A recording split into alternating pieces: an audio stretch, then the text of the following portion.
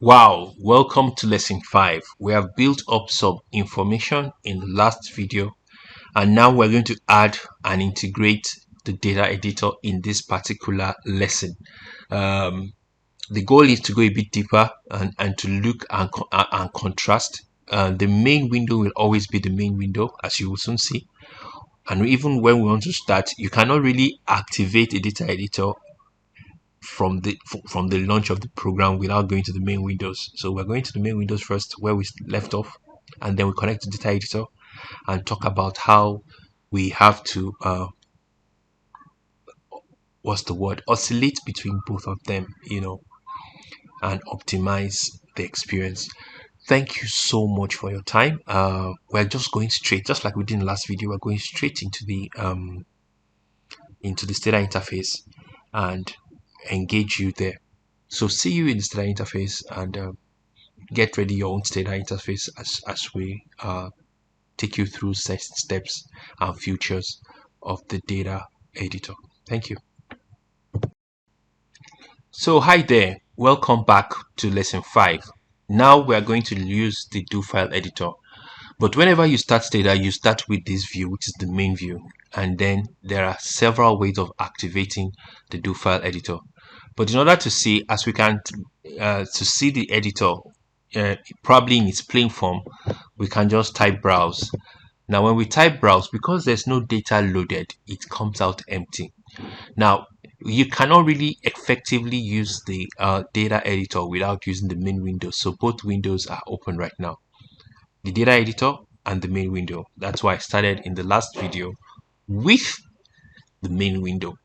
So I want to quickly load in data. So I have typed things before, so there's no need to start or reinvent the wheel. So I could go to anywhere where we had this data set before and then just select it. It appears here, and then press enter. So data is loaded, and immediately that is done, we find it here.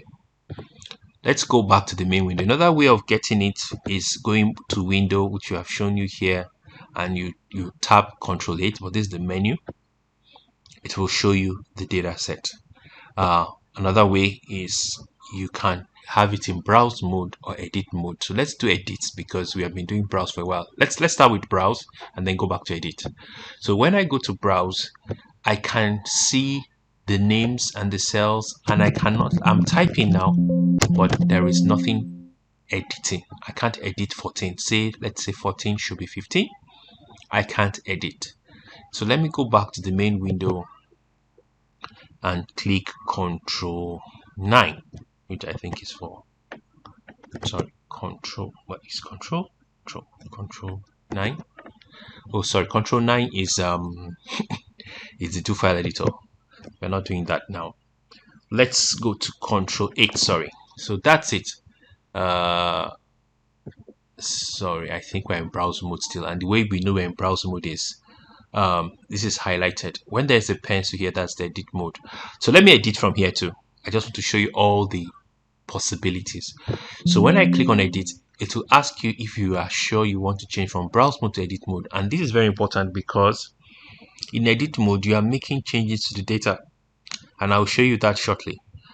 So here in row 15, I want to change this 16 to 15. So when I tap 15, it changes.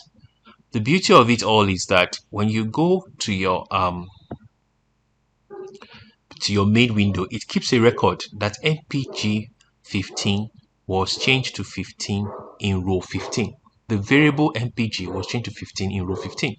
And if you look there, I talked about the address before. We were here before. This was MPG. That's the name of the column. And the row is 15. And now the value is 15. So every change you make in edit mode is sort of stored. Now, I just want to say this, it is quite risky, really risky if you look at it carefully, quite risky if you are changing manually. The best professional way to do that is to do it through a do file or probably through a menu, but have some kind of storage. Just going and editing it like a spreadsheet is not really advised, but there is a possibility that that can be done. Now from the main window, I can change it back to the browse mode, and then you'll ask to be sure that you want to change, and then you confirm yes, and I cannot edit again. So in browse mode, I cannot edit. So I have the ability to copy rows, copy and paste. So when we talk about our tips and tricks, we'll talk about that. There are quite a number of things you can just do from an Excel spreadsheet. So that's one. Another thing you can actually do is, you know, open another data set even in the editor mode. So I'm still opening auto data. I just don't want to save the former changes. That's what I was asked. So now for the first time you see use and you see comma clear, because there was an unsaved data before then where we had changed 15 to 15. We didn't want to alter anything. So we cleared, and then we have a fresh data set again. And in that fresh data set, row 15 is still 16 for MPG. So, and you can save, you can print, you can even use what we call a filter, you know. So when you apply that, you can use a particular expression, which we're not going to go into now, so let's just leave that. But you can filter. It's very important. When we add those layers of complexities in the future classes, we will explain that. So basically, that's it. Basically, we also have, you must have observed the variable section. We have the properties section. So everything is listed here, and we have extra information at the bottom. We have shown this in the video. So all this information help us when we are, navigating between the two scenes. As we get to the end of this module, we will talk about how we intend to optimize these views. There are certain things I'm sure you have realized that the editor can give you that the main window cannot give you. So data editor has some benefits, and then the main window has some benefits. For example, things that are happening, records of changes going on, is happening in the results window here. Everything is going on here. So you can see all that is going on behind the scenes. But this just shows you results.